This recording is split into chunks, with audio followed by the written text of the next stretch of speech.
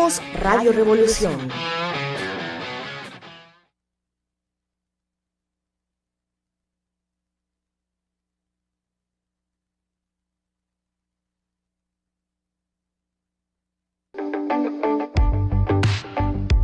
Para conocer la realidad sin tanta vuelta.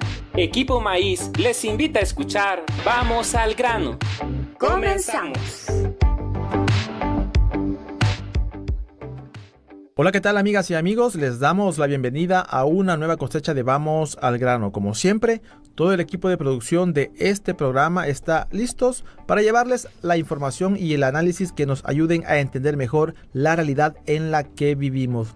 Saludamos también a quienes nos escuchan a través de esta radio y por supuesto a través de las radios amigas que retransmiten este programa durante la semana. Soy Edgar Rosales. Damos inicio a Vamos al grano, la realidad sin tanta vuelta. También saludamos a César Villalona, que siempre está con nosotros para hablar, discutir y analizar aquellos temas que otros medios de comunicación no quieren abordar. César, bienvenido.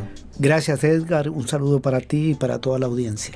Ahí está tu saludo, César. También saludamos a la gente que nos escucha en el occidente a través de Radio Censunat. Un año de plagas y más medicina amarga es el tema que hoy vamos a desarrollar con César, pero antes le vamos a dar paso a nuestra primera sección del programa, la cual es una introducción al tema a tratar. Les invitamos entonces a escuchar la cápsula antes de ir al grano. Antes de ir al grano. Se cumplen 6 años de gobierno de Bukele, 5 años de su primer gobierno y 1 de su reelección inconstitucional. Es momento oportuno para hacer una evaluación de los resultados de este año de gobierno. Y para hacer eso, es necesario separarse de la propaganda y la publicidad. Es necesario ir a la información pública de estas instituciones y organizaciones que dan seguimiento a la realidad nacional. ¿Cómo ha cambiado la vida de la población en este último año? ¿Qué cantidad de recursos ha manejado el gobierno en este último año? ¿Qué impactos han tenido las medidas de ayuda a la economía implementada por el gobierno? Sobre esto hablaremos en esta edición de Vamos al grano. Bueno, ya estamos de regreso. En este programa vamos a hacer una síntesis de lo que ha sido el primer año del segundo gobierno de Bukele. Este 1 de junio se cumple un año de su reelección continua a pesar de estar prohibida por la Constitución. César, ¿cómo ha cambiado la vida del pueblo en este último año? Bueno, este año el gobierno de facto de Bukele le llamamos así porque es un gobierno inconstitucional, en tanto la reelección está prohibida en el país y Bukele se reeligió violando la Constitución. Pero bueno, él es el presidente, aunque sea de facto, está tomando medidas. Ha sido un año en lo esencial negativo para la población. Lo primero es la continuidad del régimen de excepción. Antes de ayer se aprobó la prórroga 39 del régimen de excepción. Es decir, que una medida que se suponía que era temporal para enfrentar el problema de la delincuencia ya se ha convertido en una política pública permanente. 39 prórrogas, eso significa 3 años y 3 meses. Entonces ya no es un régimen de excepción. Y con esta medida el gobierno ha metido preso a miles de hombres y mujeres de diferentes edades, sobre todo gente de comunidades, gente sencilla, que es la que fundamentalmente captura la policía, de barrios, de comunidades, del interior del país, de las ciudades, los sectores populares. Y también ha sido utilizado para perseguir a dirigentes populares, a personas que pertenecen a organizaciones populares que protestan contra el gobierno por todo el deterioro de las condiciones de vida del pueblo. Es decir, es un mecanismo de contención social. Tenemos miles de víctimas del régimen de excepción y este es un hecho que hay que destacarlo. No comenzó con este gobierno de facto, sino que comenzó en el 2022, pero ha continuado. Muchos pobladores también de comunidades han sido apresados y acusados de tener tierra que pertenecen a empresarios, a pesar de que la gente tiene ahí años o tenía años viviendo en esas comunidades, 30 años, 25 años, incluso personas beneficiarias del programa de transferencia de tierra que se aprobó como parte de los acuerdos de paz que le pusieron fin a la guerra. Personas que tenían ahí 25 años viviendo, ahora aparece un dueño, supuestamente con escritura, y el fallo del órgano judicial es a favor del terrateniente, entonces están desalojando gente. Esto se ha arreciado en este último año y capturaron solo de la Floresta 24 dirigentes populares y han capturado de otras comunidades. Continúan los desalojos de personas que venden en plazas y mercados. Del centro de San Salvador han desalojado ya 5.000 personas. En el último año como 1.500. Y de otras plazas, no solo en el centro de San Salvador. Esos son procesos de desalojo para que empresarios de cierto nivel económico monten negocios ahí en el centro de San Salvador libres de impuestos. También este es un año de persecución a dirigentes históricos de izquierda, revolucionarios y de apresamiento. El caso de Eugenio Chicas, que fue apresado incluso el mismo día que tomó posesión Bukele, un día antes de tomar posesión, apresaron a 11 dirigentes de la Alianza El Salvador en Paz, incluyendo dentro de los apresados a Salvador Guerra, comandante de la FPL y que estuvo vinculado a los acuerdos de paz. Ya pasó un año y no le han levantado ningún cargo real, no hay pruebas de nada. Apresaron a Pepe, también de los dirigentes de ese movimiento, y a otros 9. Ahí están, presos. Y no hay ninguna evidencia de la acusación que le hicieron, que era que querían atentar contra el gobierno. Entonces es un año también de persecución a funcionarios, exfuncionarios de los gobiernos del FMLN y dirigentes históricos. También es un año de más violación de los derechos humanos. Ya lo decía lo de la víctima del régimen de excepción, las capturas arbitrarias en las comunidades, los desalojos arbitrarios de plazas y mercados, pero también han perseguido a personas que defienden los derechos humanos. El caso de Iván y de Rudy, de Unidex, que están en el exterior, no pueden regresar al país porque los acusan de haber incitado a la población de la comunidad La Floresta de usurpar tierra, toda una acusación falsa, porque esa gente ahí vivía, ellos eran los abogados, el abogado o la abogada de esa población, pero ellos no estaban incitando nada, sino defendiendo el derecho de la gente. Y también el apresamiento de Ruth Eleonora López, de Cristosal, defensora de los derechos humanos, también investigadora de casos de corrupción en el gobierno. ¿Cuál es la acusación? La quieren vincular a un caso de corrupción que les prefabricaron a Eugenio Chicas. No hay prueba de nada.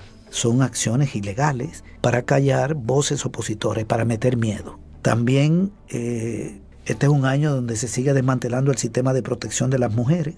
En el presupuesto de este año le quitaron muchísimo dinero al Instituto Salvadoreño de Desarrollo de la Mujer, cerraron 12 de sus oficinas departamentales y 9 albergues para víctimas. Las mujeres también han sido víctimas de despido, porque el gobierno está despidiendo mucha gente. Y también del régimen de excepción, porque tienen familiares presos, les toca a ella llevarle el dinero a las cárceles para que le compren la comida a los familiares presos, cargan con todo el problema emocional del hogar, la reducción de los ingresos en el hogar.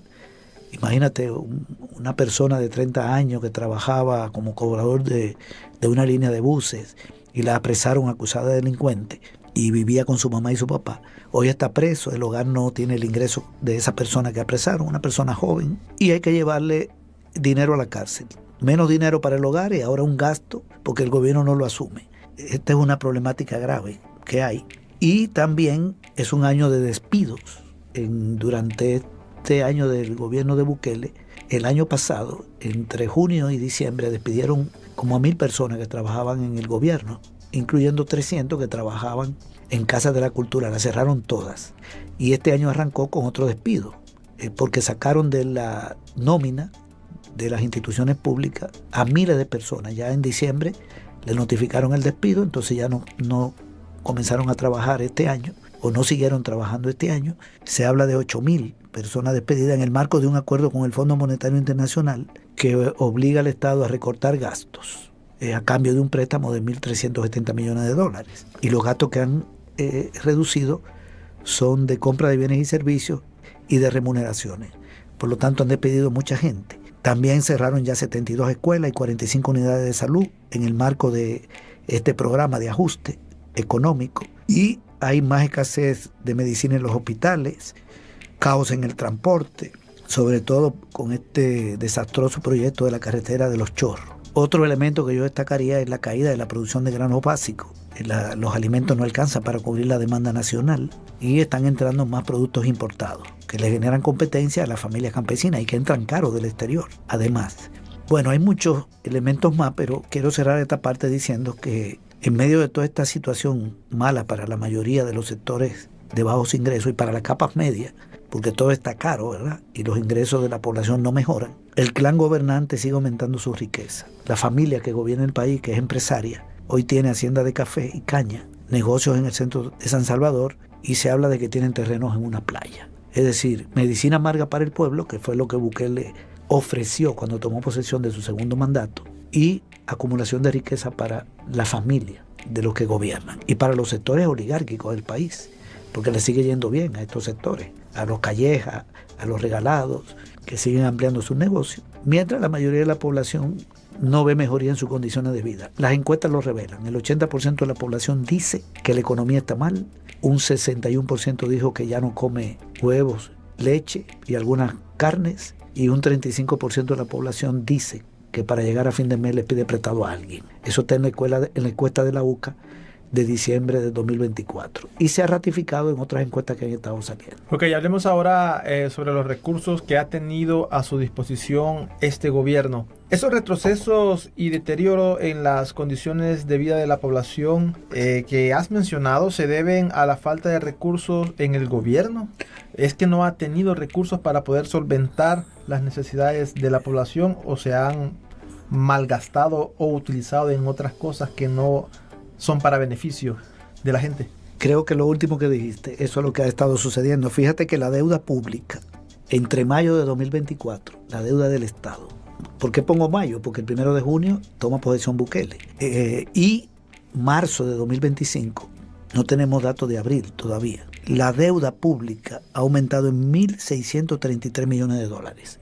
No los recursos, porque el Estado pide prestado, pero también paga amortización e intereses de la deuda, sino el aumento. Lo que ha recibido en calidad de préstamo supera los 2.000 millones. Pero como también paga una parte de lo que debe, la deuda ha crecido en 1.633 millones. Es decir, que ha manejado mucho dinero. Este año, hasta marzo, solo de las AFP han agarrado $171 millones. Entre enero y marzo. ¿Cuánto van a agarrar en el año? Apuntan a tomar más de 600 millones. Es decir, el gobierno se sigue endeudando. No puede alegar que no tiene recursos. Y el Fondo Monetario también le está prestando dinero. Ya le prestó cuando inició el acuerdo, en enero le dio 133 millones creo, y ahora le acaba de dar otro desembolso. Y a cada rato le aprueban un préstamo. Entonces no es un problema de dinero, es un problema de cuál es la prioridad. Por ejemplo, en el presupuesto que presentaron para este año, le quitan dinero a 15 ministerios de los 16. En el país hay 16 ministerios, a 15 le quitan dinero. Le quitan a salud 150 millones, a educación 108. No voy a seguir dando detalles, pero le aumentaron 53 millones a la Fuerza Armada y aumentaron en un 42% el presupuesto de las dos oficinas de propaganda que tiene Bukele. Una se llama Secretaría de Comunicaciones y la otra se llama Oficina de Prensa. A ese le aumentan el dinero y le aumentan el dinero a los militares, pero le quitan dinero a los hospitales. 53 millones más para los militares y 54 millones menos para los hospitales. La oficina de prensa, por ejemplo, es la que se encarga de darle, de la imagen, mejor dicho, del presidente. Entonces uno se pregunta, pero ¿cuál es el beneficio para la población, para esa gente que vive en una comunidad? Es todo lo contrario. Exacto. Porque sirve para manipular a la gente. Esa es una oficina de propaganda del gobierno. ¿En qué ayuda al pueblo? En nada. Lo que sirve para confundir a la gente. Eso sí, son muy efectivos en eso. De vender la imagen de un país que no existe, ¿verdad? Ahora, también yo creo que hay mucha gente que se está desencantando del gobierno. Yo creo que hay mucha gente que ha dicho, ya basta, son 6 años. Eso se refleja en muchas acciones del movimiento popular que podemos ver más adelante. Bien, vamos a seguir conversando, lo vamos a retomar más adelante, César, pero antes vamos a darle paso a la segunda sección del programa, la sección de Granando Palabras. En ella vamos a conocer 5 cifras del primer año del segundo gobierno de Bukele. Escuchamos la cápsula y regresamos con César. Desgranando Palabras. 5 cifras del primer año del segundo gobierno de Bukele. Se cumplen 6 años de gobierno de Bukele, 5 de su primer periodo, más 1 de su segundo gobierno impuesto de manera ilegal. Vamos a resumir en 5 cifras lo que este último año ha significado para la vida de la población. 6.000 personas capturadas en el régimen de excepción. La mayoría de esas personas detenidas de manera arbitraria y siguen en prisión sin haber sido presentados ante un juez. 11.000 personas despedidas del sector público. El dato podría ser mayor, pero es lo que denuncian las organizaciones de personas despedidas. 7 meses de escasez de medicinas en el Seguro Social y el sistema de salud pública. Las medicinas que más escasean son las utilizadas para enfermedades crónicas. 70 escuelas públicas cerradas. Así lo denuncian organizaciones de docentes. $1.633 millones de aumento en la deuda pública en el último año. Eso no se ha traducido en mejoras para la vida de la población. Es claro que la vida de la población se ha deteriorado más en el último año. Y si la causa no es la falta de recursos, una pregunta cae por su propio peso. ¿En qué se ha usado el dinero público? Desgranando palabras. Gracias por continuar con nosotros. A usted que recién nos está sintonizando, el tema de ahora, 1 año de plagas y más medicina amarga. César, para continuar hablando sobre este tema, es importante también hablar qué impacto han tenido las medidas anunciadas por el gobierno. Por ejemplo, el pago de los recibos de luz y agua del mes de enero, los agromercados y el aumento del salario mínimo, entre otras cosas. Mira, los recibos, eso digamos que ayudó a la gente un poquito porque hubo un mes donde el gobierno asumió ese pago de $5, de $7, pero eso no cambia la condición de vida de nadie. Y ya en los siguientes 11 meses el recibo llega y hay que pagarlo, de manera que eso es una migaja. Aparte que también tiene un impacto porque ese dinero no estaba en el presupuesto. Correcto. Habría que ver de dónde se tomó o a qué se le quitó. Correcto. Con ese dinero a lo mejor se podía seguir manteniendo una unidad de salud de la que han cerrado o una escuela de la que han cerrado. Y la población que se benefició de esa medida sigue en la misma situación. ¿De qué me sirve a mí que me digan, César, no pague el recibo de luz de enero de $5 cuando lo voy a pagar de febrero a diciembre? No voy a resolver mi condición de vida, no la voy a mejorar. Nosotros no nos oponemos a nada que la gente reciba, ¿verdad? La gente de bajos ingresos, pero eso sería diferente si fuera una política permanente, un subsidio permanente, y que el dinero salga, por ejemplo, de un impuesto a los ricos, un impuesto a los que tienen vivienda de más de $500,000, rancho en la playa, y con ese dinero se dice, toda la persona a la que le sale un recibo de menos de $20 no lo va a pagar, lo va a pagar el gobierno, porque son sectores de bajos ingresos. Estoy poniendo un ejemplo, habría que hacer un cálculo.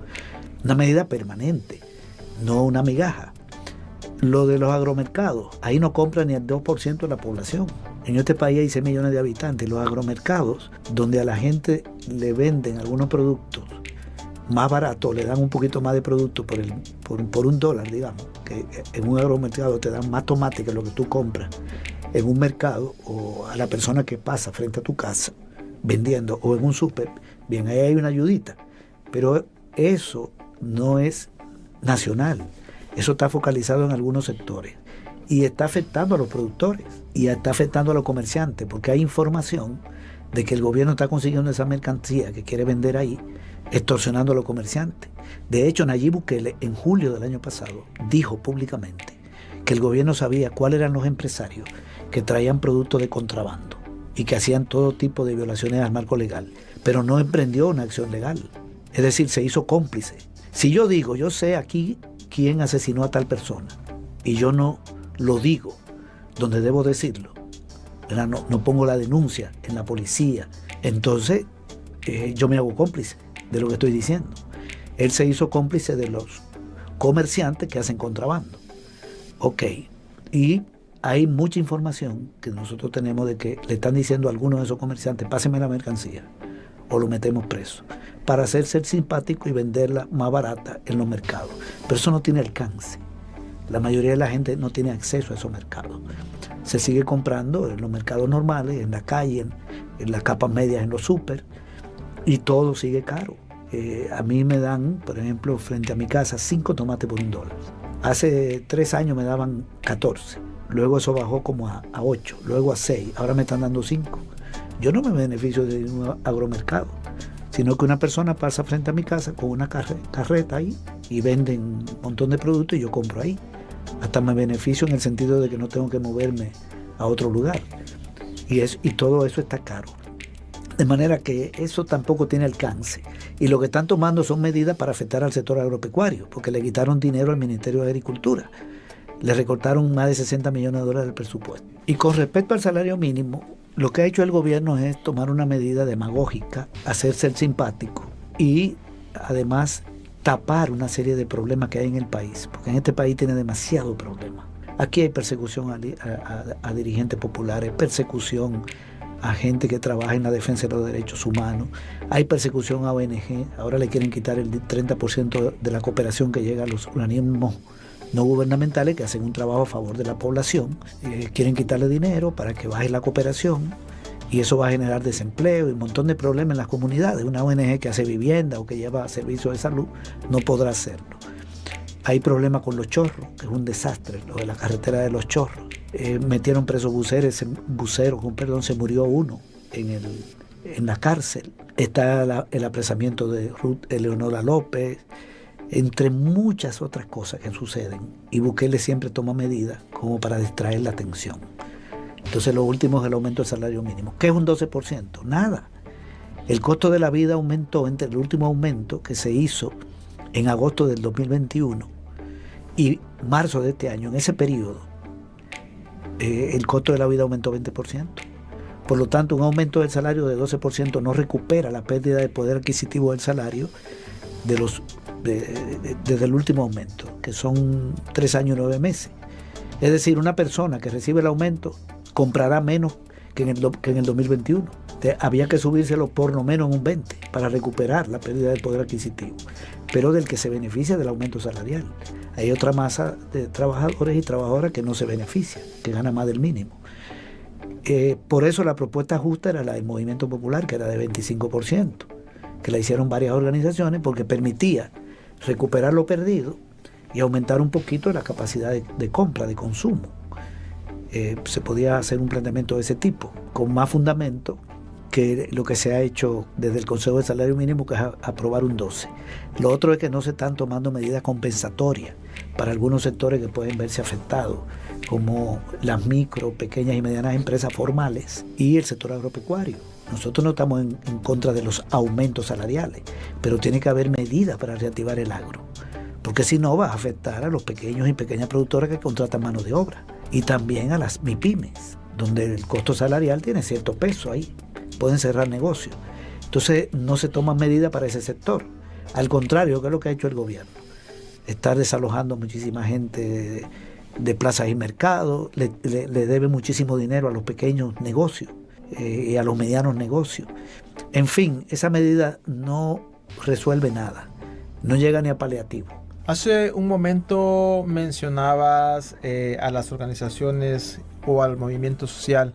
¿Cómo ha sido la reacción de las organizaciones del movimiento social y popular en este último año de gobierno de Bukele? Con esto vamos a ir cerrando este programa. Sí, mira, nosotros viendo el observatorio del Equipo Maíz sobre las acciones del movimiento popular. Perdón, que por cierto les invitamos a que hagan sus consultas. Está en la web el observatorio del Equipo Maíz. Ahí también pueden encontrar más información de esta que César ha mencionado y otros temas. Sí, entonces se ve un aumento del accionar de las organizaciones populares y de personas que hacen iniciativas también, personas no organizadas, grupos que se crean para un hecho concreto en una comunidad, etc. Hay un aumento importante de las protestas, las movilizaciones.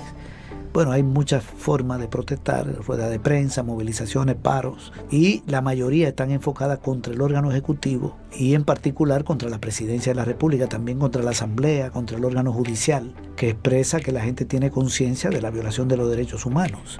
El año pasado cerró con marchas importantes, las que hicieron las organizaciones populares y algunos gremios vinculados a la docencia y a la salud, porque no le aumentaron el salario. Este año ya lo habían dejado fuera del presupuesto y venían despidos, y por ley tocaba un aumento salarial en salud y en educación. En salud es anual el escalafón y en educación es cada 3 años, pero tocaba. También marchas muy importantes de sectores campesinos, de sectores comunales, grupos juveniles, feministas, organizaciones feministas. Hubo muchas manifestaciones contra la minería Por ejemplo, del año pasado y este año, la Iglesia Católica se pronunció en contra de la minería. Eso es muy importante y consiguió 150,000 firmas. También este año arrancamos con manifestaciones fuertes. La marcha en el marco de los acuerdos de paz del 16 de enero, creo que se hizo el día 12 de enero, y la marcha que se hizo en marzo, el 8 de marzo, en el Día Internacional de la Mujer, fue muy grande, de crítica al gobierno, reclamos al gobierno por toda la política contraria a las mujeres, el desmantelamiento que están haciendo del sistema de protección social de las mujeres, que aquí se diseñó. Comenzó con el gobierno de Mauricio Funes, con Ciudad Mujer, se aprobó la ley de la no violencia, la ley de igualdad, se crearon bancos de leche materna, etcétera. Todo eso lo han estado desmantelando. Y también la del 1 de mayo fue grandísima, una de las marchas más grandes. De manera que el movimiento popular ha seguido actuando, ¿verdad? Esto es un elemento positivo a pesar de la represión y de las amenazas. Aparte de seguir actuando, también aprovechamos los micrófonos para invitarle a usted a que se sume a estas luchas que diferentes organizaciones sociales hacen en el tema de agua, salud, vivienda, entre otros, ¿no? Que de alguna manera también uno puede decir, César, que no se ve afectado o afectada, pero ¿quién no necesita un sistema de salud que tenga todas las condiciones para poder ser atendidos y atendidas? ¿Quién no necesita que los servicios que mensualmente pagamos todas y todos también tengan un costo menos y que podamos tener un ahorro en materia económica, entre otras cosas? Entonces, como ven, como pueden también darse cuenta, son cosas que nos afectan a todas y a todas. Que no estamos en ese sector, que no estamos en esa cooperativa donde están siendo desalojadas o desalojados, pero también hay otros factores que nos afectan directamente como ciudadanos y ciudadanas. Invitarles entonces, antes de despedirnos, a que se suscriban a nuestro canal de YouTube, Asociación Equipo Maíz, donde pueden escuchar este y otros programas, dejarnos sus comentarios o sus preguntas. Soy Edgar Rosales, esto fue Vamos al Grano, la realidad sin tanta vuelta. Que tengan feliz día. Vamos al Grano, una producción de Equipo Maíz. Les invitamos a que escuchen nuestro próximo programa.